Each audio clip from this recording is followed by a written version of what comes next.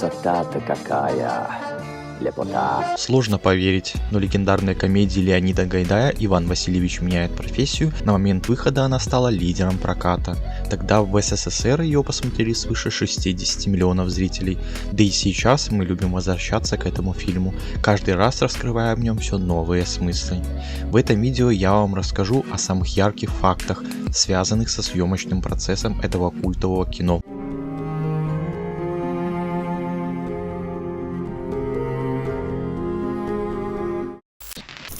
Очень приятно, царь, очень приятно, царь, очень приятно, здравствуйте, царь, очень приятно, царь, царь, очень приятно, здравствуйте, царь, очень приятно, очень... Фильм снят по пьесе Михаила Булгакова «Иван Васильевич», которую он написал в 1936 году для театра, однако зрители так и не увидели ее воплощение на сцене. На генеральной репетиции в театре сатиры присутствовали члены ЦК ВКПБ, которые запретили показ спектакля в этот же день. Само же произведение опубликовали только в 1965 году, а в 1972 Леонид Гайдай приступил к съемкам комедии. Слушай, что такое? Опять свет выключили! Безобразие! Опять Тимофей в пробке пережег! Одновременно с началом работы над фильмом режиссеру поступило заманчивое предложение от Эльдара Рязанова возглавить вместо него съемки советско-итальянской комедии «Невероятные приключения итальянцев в России», однако тот отказался. Сценарий фильма создавался для Юрия Никулина. Гайдай хотел отдать ему главную роль, однако актер, узнав о том, что картина будет сниматься по мотивам некогда запрещенной пьесы Михаила Булгакова, ответил решительным отказом, аргументировав тем, что советская цензура ни за что не допустит картину к показу. Аналогичная неудача постигла первоначальную задумку со вступительной песней «С любовью встретиться». Не видят люди друг друга, проходят мимо друг друга, теряют... Ее тоже писали под конкретного человека, для Софии Ротару, и даже сделали запись, но выяснилось, что Ротару исполняет не по-комедийному серьезно и патетично. В итоге в финальной записи звучит голос Нины Бродской. Ложи трубку! Почему это? Ложи трубку, я тебе говорю! Положи трубку! Тихо, тихо. Задавлю, шляпа! Мало кто знает, что роль Жоржа Милославского могла достаться Андрею Миронову, однако худсовет посчитал его слишком утонченным для этого героя. Наверняка все помнят эпизод, в котором Жорж Милославский звонит из телефонной будки на работу в Шпаку. Будьте добры, позовите, пожалуйста, Антон Семеновича Шпака. Будьте любезны. Леониду Куравлеву никак не удавалось сымитировать женский голос. Тогда на помощь пришла Наталья Кустинская, которая и озвучила эту часть текста. Хорошо известны гонорары, которые получили за картину основные участники съемок. Леонид Гайдай за постановку и сценарий получил в кассе киностудии 8000 рублей, Леонид Куравлев 2312 рублей, Юрий Яковлев 4350 рублей, Александр Демьяненко 1663 рубля, то есть актер, изображавший Шурика, заработал годовую зарплату инженера НИИ. Граждане, храните деньги в сберегательной кассе, если, конечно, они у вас есть. Граждане, храните деньги в сберегательной кассе. Так должна была звучать фраза, которую произносит Леонид Куравлев. Однако актер решил симпровизировать и добавил к ней, если, конечно, они у вас есть. В Советском Союзе продавались бытовые 8-миллиметровые кинопроекторы для сумасшедших энтузиастов кино, и при должном везении можно было купить пленку с каким-либо мультфильмом или немой короткометражкой. Звук уже был непозволительной роскошью. Для расширения скудного ассортимента 8-миллиметровых фильмов была создана специальная версия фильма Гайдая, но звалась она не «Иван Васильевич меняет профессию», а «Черные перчатки». Звука не было, продолжительность картины сократилась до 12 минут, и речь шла исключительно о похождениях вора Жоржа Милославского. Худсовет порекомендовал сократить сцену погони милиции за Жоржем Милославским, так что в оригинальной версии фильма зритель так и не узнает, чем она закончилась. Но в 12-минутной короткометражке «Черные перчатки», стилизованной под немое кино и полностью посвященной похождениям Милославского, выяснилось, что скрыться от советской милиции вору-рецидивисту все-таки не удалось.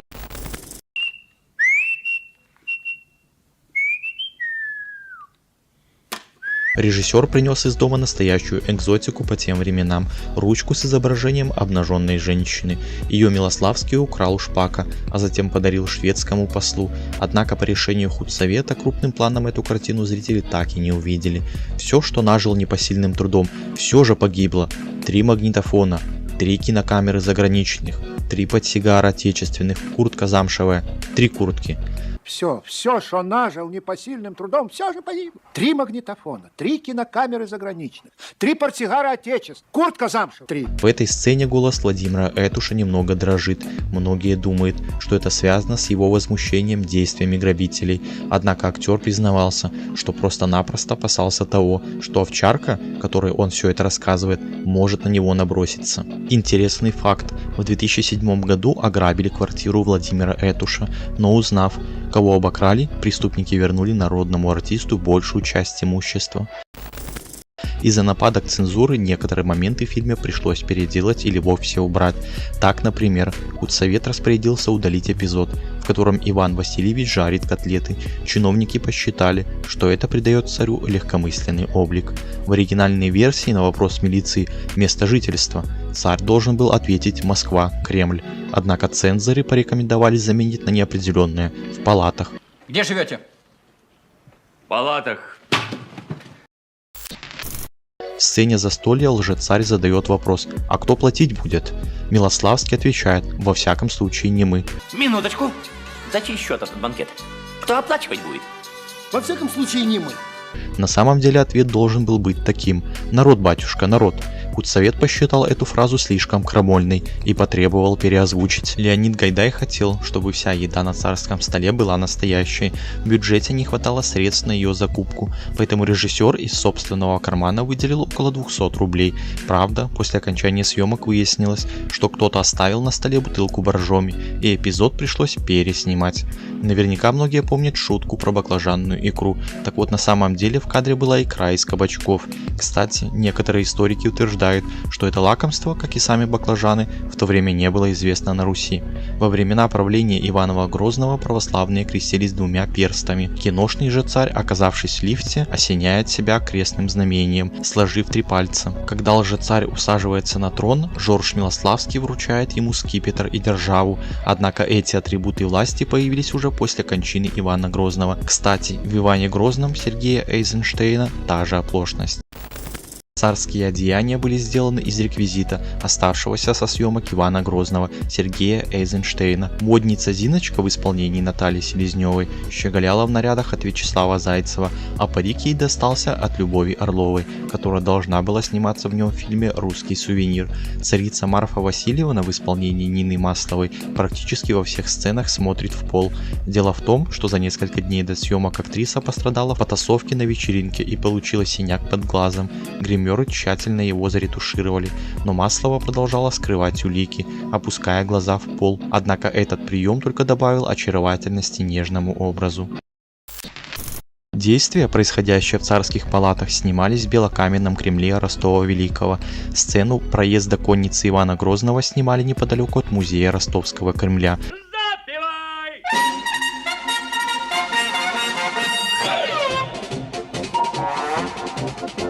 Куда на момент съемок приехали группы иностранных туристов. Леонид Гайдай вспоминал, и вдруг поблизости от них промчались всадники в древнерусских кафтанах с бердышами в руках, затем промчались еще раз. Это живописное зрелище вызвало у гостей бурный восторг. Кстати, все костюмы съемочная группа передала в дар музею. Сегодня экскурсоводы встречают туристов в этом облачении. Эпизоды на лестничной площадке снимались в Мосфильмовских павильонах. Работа над остальными сценами проводилась в Москве на улице Новокузнецкой в доме номер 17. Там была квартира Шурика и магазин, куда он направился искать транзисторы для машины времени. Создание машины времени поручили одному конструкторскому бюро, однако макет получился настолько громоздким, что зрители не поверили бы, что ее собрал инженер-одиночка. Тогда соорудить конструкцию предложили скульптору Вячеславу Почечуеву, который на тот момент в кинематографическом мире был известен как художник-скульптор, работавший на съемках Руслана и Людмилы. За изготовление устройства он получил гонорар 40 рублей и справку из бухгалтерии. Деньги выданы на изобретение машины времени без кавычек. Считается, что создавая машину времени, Почечуя вдохновлялся фильмом Гайдая «Самогонщики», поскольку во многом его изобретение напоминает продвинутый самогонный аппарат. Кстати, все стеклянные элементы были изготовлены неким стеклодувом с Клинского завода. Известно, что практически в каждой работе Леонида Гайдая можно увидеть его супругу Нину Гребешкову, но только не здесь. Несмотря на долгие уговоры мужа, актриса отказалась от участия в фильме. Однако в этой картине из уст Натальи Селезневой звучит фраза «Так и тянет устроить скандал». Однако я поражаюсь твоему спокойствию. И знаешь, Шурик, как-то даже вот тянет устроить скандал. Авторство Нины Гребешковой. Как-то супруга режиссера пыталась начать серьезный разговор с ним, но он разворачивался и уходил. Тогда и родилась эта фраза, которую Леонид Львович включил в фильм. Михаил Пуговкин очень любил Ялту и часто приезжал туда. Так, поза вальяжного, оседающего на складном стуле режиссера Якина была списана с самого актера, который именно так и отдыхал на набережной. Внимательные зрители заметили, что «Черная кошка» сопровождает практически все фильмы Леонида Гайдая. Картина «Иван Васильевич меняет профессию» не стала исключением. Режиссер полагал, что ее присутствие в кадре автоматически программирует его детище на успех. Во время съемок Наталья Крачковская тяжело заболела.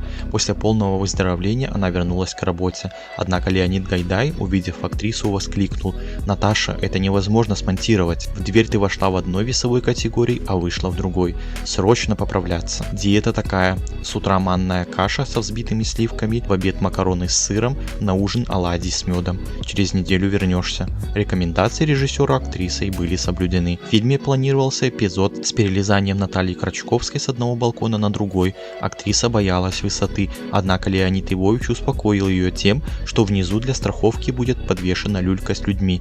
Уже выполняя трюк, артистка посмотрела вниз и поняла, что никакой люльки нет, и чуть не сорвалась вниз.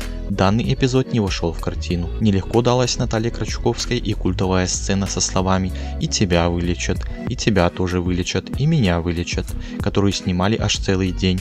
Актриса вспоминала: «Конечно, наголо меня не стригли, но на башке надето было 2 парика. Трудно было работать, потому что на купальную шапочку 10-летнего ребенка нашивали сверху бобрик, а потом я надевала обычный парик. Все это врезалось в кожу, лицо начинало отекать, я просто рыдала». Но всего за время фильма актриса сменила 5 париков. В 2002 году советская комедия вышла в США на DVD под названием «Иван Васильевич. Назад в будущее».